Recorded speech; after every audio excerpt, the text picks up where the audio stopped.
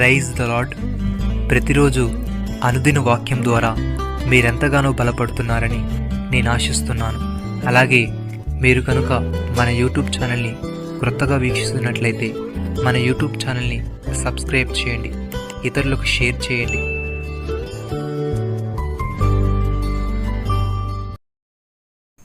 ధనవంతునికి వాని ఆస్తి ఆశ్చర్యపట్టణము, వాని దృష్టికి అది ఎత్తైన ప్రాకారము.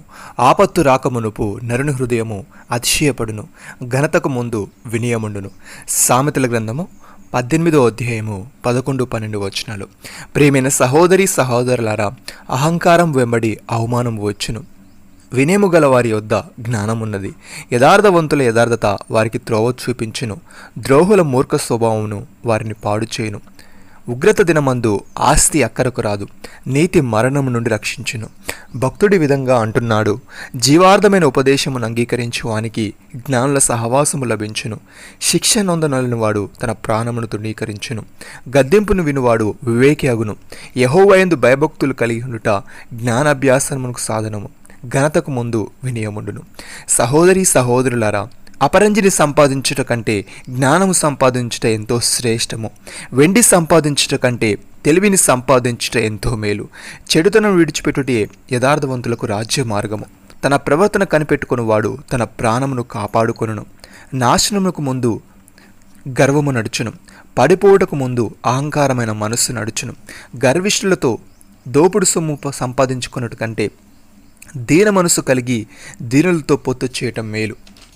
ప్రియమైన సహోదరి సహోదరులారా, మీరందరూ ఎదుటివాని ఎడల దీన మనసును వస్త్రము ధరించుకుని మిమ్మల్ని అలంకరించుకునుడి. దేవుడు అహంకారాలను ఎదిరించి దీనులకు కృప అనుగ్రహించును.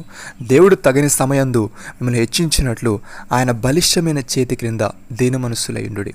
పౌలు భక్తుడి విధంగా అంటున్నాడు, క్రీస్తు యేసునందు ఆయన మనకు చేసిన ఉపకారము ద్వారా అత్యధికమైన తన కృపా మహదైశ్వర్యమును రాబో యుగములలో కనబరుచు నిమిత్తము క్రీస్తు యేసునందు మనల్ని ఆయనతో కూడా లేపి పరలోకమందు ఆయనతో కూడా కూర్చుండబెట్టెను.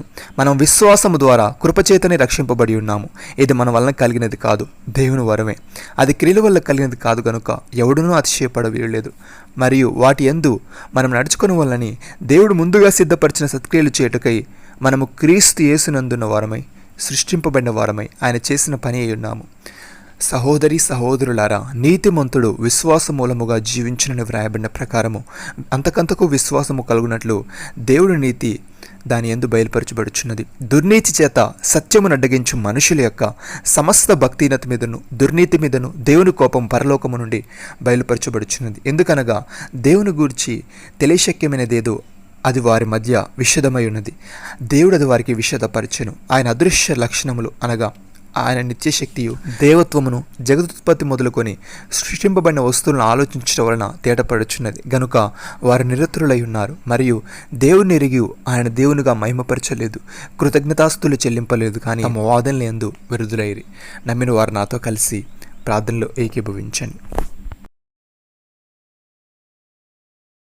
మమ్మల్ని మిక్కిలిగా ప్రేమిస్తున్న మా ప్రియ పరలోకపు తండ్రి, నీ యందు భయభక్తులు కలిగి ఉండుటే జ్ఞానాభ్యాసమునకు సాధనమని ఘనతకు ముందు వినయముడనని సెలవిచ్చావు.